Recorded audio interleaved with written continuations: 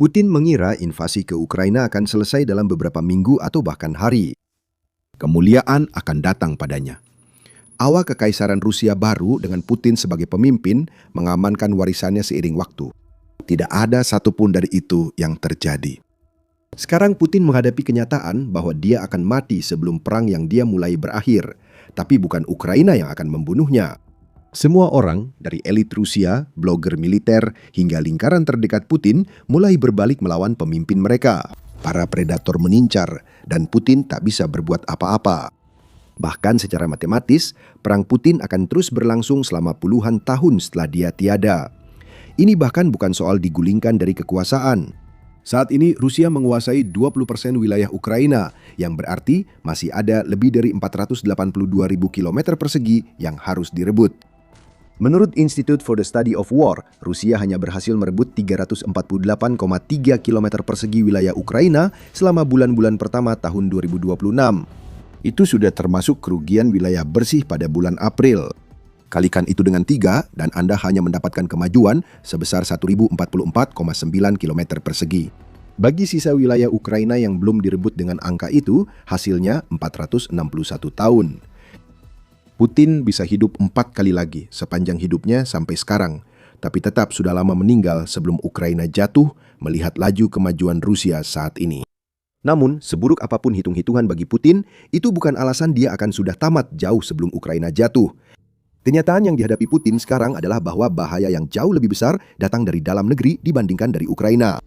Setidaknya dengan Ukraina, Putin bisa mengirim tentara untuk mati dan tidak perlu khawatir tentang intrik yang diam-diam disiapkan di dalam negeri. Waktu bukanlah hal yang harus dikhawatirkan Putin, yang harus dia khawatirkan adalah segalanya yang lain. Dimulai dari organisasi yang selama ini digunakan Putin untuk mempertahankan kekuasaannya, yaitu Dinas Keamanan Federal Rusia atau FSB. Sekilas, FSB tampak bertindak demi kepentingan terbaik Putin sejak invasinya. Ini adalah Dinas Keamanan Elit Rusia yang dipenuhi oleh tipe-tipe agen yang sudah dikenal Putin sejak masa-masanya di KGB Uni Soviet dulu.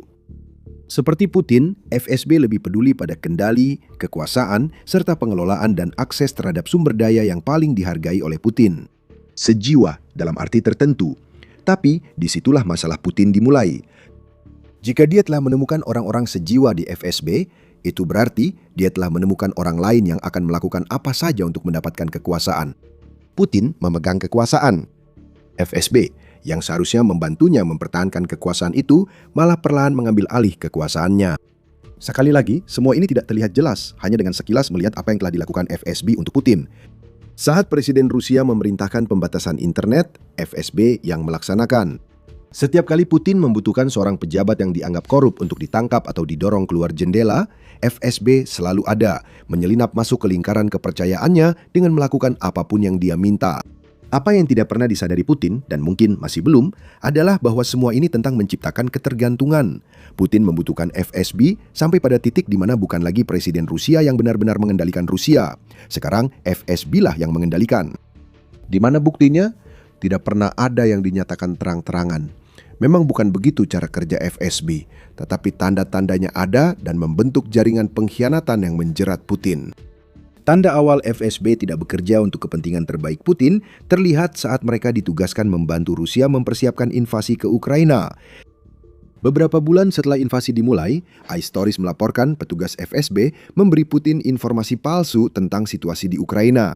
Awalnya, ini dianggap ketidakmampuan. Namun yang sebenarnya terjadi mungkin adalah FSB menjerumuskan Putin ke dalam perang yang panjang dan menyakitkan yang secara perlahan akan melemahkan pemimpin otoriter yang telah memegang kendali atas Rusia selama seperempat abad. Kini, FSB justru makin memperkuat kekuatan dan pengaruhnya di Rusia. Ironisnya, mereka selalu memanfaatkan Putin di setiap langkahnya. Putin telah memperluas kekuasaan FSB selama perang Ukraina. Seiring popularitasnya di dalam negeri menurun, kekuatan FSB justru semakin bertambah. Dinas Keamanan Rusia sudah melembaga dalam politik negara itu hingga Putin pun tidak bisa menentangnya. Bagaimana mungkin dia bisa? Putin memakai FSB untuk mengontrol elit dan masyarakat Rusia. Dia memperluas kekuasaan FSB sebanyak 5 kali hanya dalam 4 bulan pertama tahun 2026 saja, menurut laporan Jamestown Foundation. Sekarang FSB mengatur kontak antara para ilmuwan Rusia. FSB dapat memblokir akses internet siapa saja kapan saja dan membangun pusat penahanannya sendiri. FSB juga mengatur akses ke saluran digital Rusia, baik sekarang maupun menentukan siapa yang boleh menggunakannya di masa depan. Putin menyetujui semua ini karena betapa besar ketakutannya terhadap rakyatnya sendiri. FSB telah memberikan Putin tongkat yang kini digunakan untuk memukul dirinya sendiri. Dan kendali itu semakin kuat seiring dengan meningkatnya ketakutan Putin. Dan jika bukan FSB yang mengendalikan Putin, maka FSO lah yang melakukannya. Laporan Important Stories menyebutkan layanan perlindungan federal Rusia diduga terlibat dalam pembatasan internet di Rusia. Ketika desas-desus upaya kudeta mulai terdengar di telinga Putin, FSO memperkuat anggota keamanannya dengan mengurangi daftar lokasi yang dikunjungi Putin dan melakukan pemeriksaan mendalam terhadap siapapun yang menemuinya. FSO sekarang juga mengendalikan semua media yang melibatkan Putin yang disebarkan ke publik. Seperti FSB, FSO adalah cabang dari KGB yang sangat disukai Putin, dan sekarang keduanya menjadi ancaman bagi Putin. FSB sekarang lebih kuat dari sebelumnya. FSO mengendalikan akses ke Putin serta lokasi keberadaannya. Putin mungkin tidak menyadarinya, tetapi semua unsur untuk upaya kudeta sedang dipersiapkan. Hanya saja, organisasi yang seharusnya melindunginya justru yang mengatur semua langkahnya. Putin memberi kendali pada organisasi-organisasi tersebut yang kini memanfaatkannya agar pemimpinnya makin larut dalam paranoia yang akan berujung pada kehancurannya. Ketakutan Putin sendiri sedang digunakan untuk membuatnya tunduk di bawah tekanan yang diberikan oleh organisasi-organisasi ini. Kita bisa melihat contoh sempurna dari yang terjadi di Iran. Ketika protes massal pecah di Iran menjelang akhir tahun 2025 dan berlanjut ke 2026, Iran merespons dengan membatasi komunikasi. Pemadaman internet diberlakukan saat rezim Iran berusaha mengendalikan dengan memaksa rakyatnya masuk ke dalam kondisi isolasi digital. Hal itu justru menguntungkan FSB. Mereka bisa menunjuk pada apa yang terjadi di Iran dan mengatakan kepada Putin, "Lihat, kita tidak ingin apa yang terjadi di Iran terjadi pada Anda. Mari kita antisipasi lebih dulu. Beri kami wewenang membatasi penggunaan internet, kami bisa cegah rakyat Rusia berorganisasi." Tahukah Anda, FSB akan segera mendapat wewenang untuk memutus total jaringan internet dan telepon di Rusia pada awal Februari, hanya beberapa minggu setelah protes di Iran meletus. Inilah jenis manuver yang bahkan Putin sendiri tidak melihatnya, dan hal ini menempatkannya dalam situasi serba salah. Putin telah menyerahkan begitu banyak kendalinya, sehingga perlahan-lahan ia menjadi tidak lebih dari sekedar pemimpin simbolis. Tentu saja suaranya masih memiliki pengaruh di antara penduduk Rusia, tetapi pihak yang benar-benar memegang kekuasaan adalah organisasi-organisasi yang tumbuh besar berkat paranoia Putin. Ingatlah bahwa Putin adalah seorang pria yang sangat ingin mempertahankan kekuasaannya. Baru pada bulan September, sebuah mikrofon terbuka merekam Putin dan Presiden Tiongkok Xi Jinping berbicara tentang menggunakan transplantasi organ untuk menjaga diri mereka tetap hidup hingga usia 150 tahun. Sekali lagi, semua itu adalah amunisi yang bisa digunakan oleh organisasi dinas keamanan Rusia untuk memanipulasi Putin. Kamu ingin hidup sampai 150 tahun? Nah, kamu butuh perlindungan agar itu bisa terjadi. Jadi buatlah lebih banyak undang-undang yang memungkinkan kami melakukan apa yang kami inginkan. Organisasi-organisasi ini tahu bahwa Putin tidak akan pernah mundur secara sukarela. Jadi yang mereka lakukan adalah mempersiapkan diri untuk hari ketika delusi Putin akhirnya mengejarnya. Delusi yang mana maksudnya?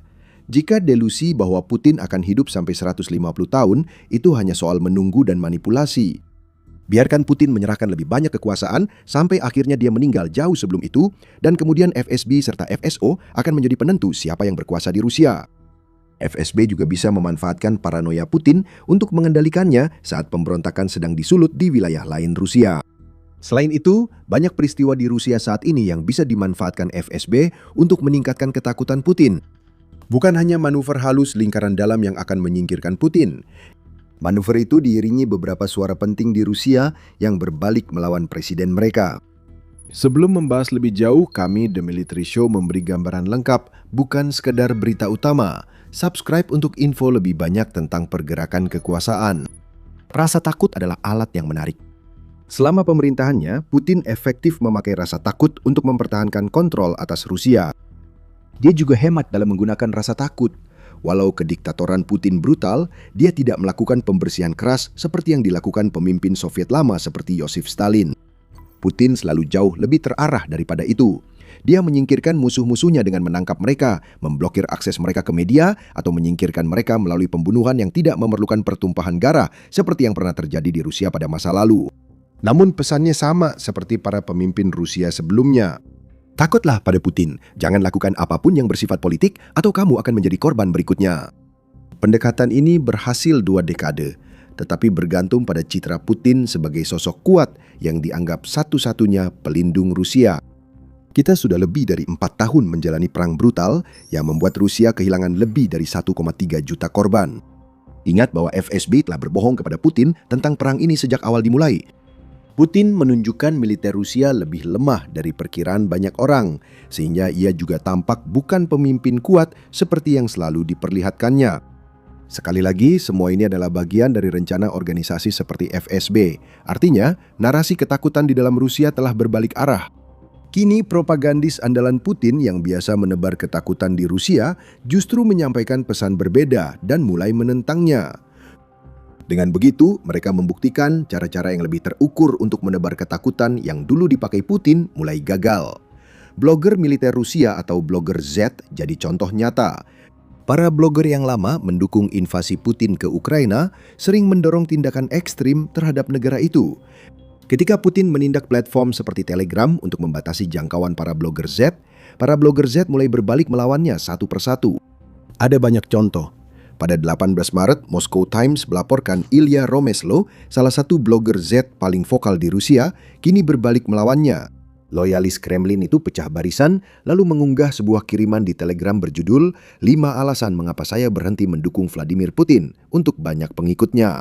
Di antara alasannya adalah bahwa Vladimir Putin bukanlah presiden yang sah dan bahwa dia telah membawa rakyat Rusia ke dalam perang yang buntu. Ekonomi runtuh, Romeslo berteriak. Standar hidup sangat rendah, pembatasan internet terjadi di seluruh Rusia, dan korupsi merajalela. Vladimir Putin bukan presiden sah. Ia harus mundur dan diadili sebagai penjahat perang serta pencuri, tegas blogger Z. Dan dia bukan satu-satunya yang membelakangi Putin dan secara langsung menentang pemimpin Rusia itu di hadapan audiens online yang sangat besar.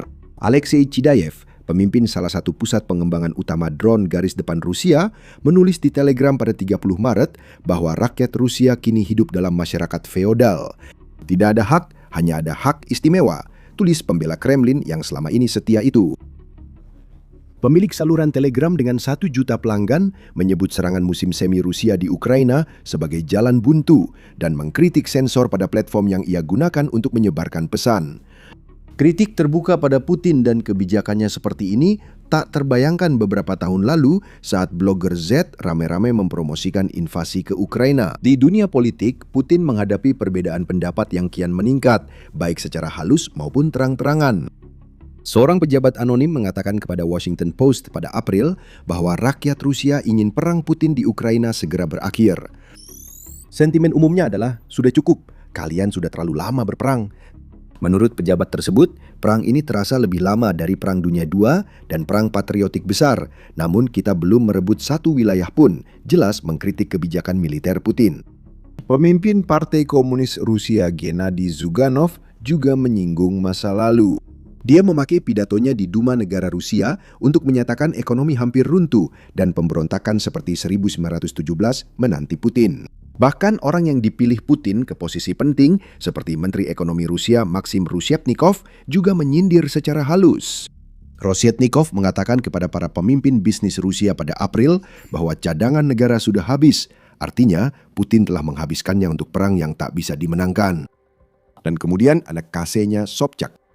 Dalam unggahan media sosial untuk peringatan 4 tahun Perang Ukraina, Sobchak menyebut kota-kota utama Rusia tidak merasakan penderitaan perang Putin, namun penderitaan terjadi di wilayah lain Rusia.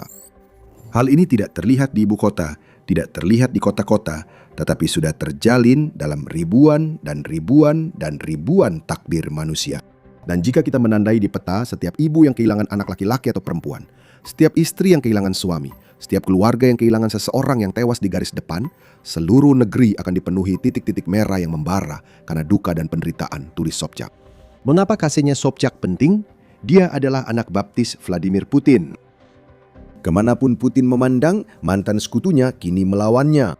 Blogger Z yang dulu menyebarkan propaganda Putin, serta politisi dan pejabat yang membangkang dan menolak mengikuti garis partai. Anak baptis perempuan Putin mengatakan kepada Putin bahwa waktunya habis dan perang Ukraina harus diakhiri. Lingkaran dekat Putin mulai mengincarnya, membuat Presiden Rusia itu kini berada dalam mode bertahan. dia tidak bisa mengakhiri perangnya. Itu akan jadi akhir pemerintahannya. Dia juga menolak mundur sebagai presiden. Tapi rasa takut itu sudah hilang dan kritik semakin berkembang. Rakyat Rusia bahkan semakin percaya diri dan menggunakan suara mereka untuk mengatakan kepada Putin bahwa sudah waktunya untuk pergi. Jajak pendapat menunjukkan itu. Jajak pendapat mingguan Pusat Riset Opini Publik Rusia milik negara menunjukkan tingkat persetujuan terhadap Putin turun 7 minggu berturut-turut menjadi 65,5%, terendah sejak perang Ukraina dimulai. Lembaga survei Yayasan Opini Publik yang terkait Kremlin juga mencatat persetujuan terendah untuk Putin sejak Februari 2022. Lembaga itu menyatakan 73% responden menilai Putin menjalankan tugasnya dengan baik. Opini publik mulai berubah seiring perubahan lain yang telah dibahas. Tahukah kamu siapa yang diam-diam bergembira melihat semua ini? FSB dan cabang KGB lainnya kini melihat lebih banyak peluang memperkuat kendali mereka atas Putin dan Rusia. Putin hanya menanggapi semua ini dengan memperketat represi terhadap rakyat Rusia. Dan FSB sangat senang terus memanfaatkan Putin untuk mendapatkan apa yang mereka inginkan. Saat blogger Zep, politisi, dan masyarakat berbalik melawan pemimpin Rusia, laporan intelijen dari Rusia menunjukkan pengamanan Putin diperketat karena kekhawatiran kudeta dan upaya pembunuhan. Itu menurut CNN yang melaporkan bahwa kamera pengawas sedang dipasang di rumah staf lingkaran dalam Putin untuk mencegah bahaya apapun yang mengancam presiden. Langkah ini sudah diterapkan sejak Maret 2026 menurut CNN, namun tetap saja merupakan unjuk kekuatan FSB dan FSO. Mereka yang mengawasi rekaman itu adalah organisasi yang mengendalikan semua aktivitas Putin, kemanapun dia pergi, dan siapapun yang bisa mengakses Presiden Rusia. Putin, dalam upaya mempertahankan kekuasaan di bulan-bulan atau tahun-tahun terakhir kekuasaannya, justru menyerahkan kendali pada orang-orang yang siap menggantikannya. Apakah Putin akan meninggal sebelum perang Ukraina selesai? Secara kekuasaan di Rusia, dia sebenarnya sudah mati. Ya, dia masih mampu berdiri, berpidato, dan memerintahkan FSB menyingkirkan orang yang dianggap menghalanginya. Namun dia juga mengesahkan undang-undang dan memberi lebih banyak kekuasaan pada organisasi tertentu yang tahu bahwa untuk mendapat lebih banyak, mereka hanya perlu membuat Putin makin takut. Senjata terpenting dalam persenjataan Presiden Rusia kini digunakan melawannya. Sekarang pertanyaannya hanya, siapa yang akan mengakhiri kekuasaan Putin selamanya? Apakah pertahanan Ukraina yang kuat akan membuat Putin mati sebelum mimpinya tercapai? Mungkin akan muncul gelombang kemarahan rakyat Rusia yang muak dengan penindasan Putin saat ia gagal memenangkan perang yang ia mulai. Atau mungkin bisa jadi FSB sendiri, para penguasa sejati Rusia yang akan menyingkirkan Putin ketika mereka sudah mengambil semua kekuasaan dan kendali yang bisa mereka dapatkan dari pemimpin Rusia yang sudah tidak berdaya itu. Satu hal yang pasti kita ketahui adalah, semakin banyak bahan bakar yang dituangkan ke dalam api yang sedang mencekik Putin. Ada sesuatu yang besar sedang terjadi di Rusia saat ini, sementara ekonomi negara itu terseok-seok dari bencana ke malapetaka.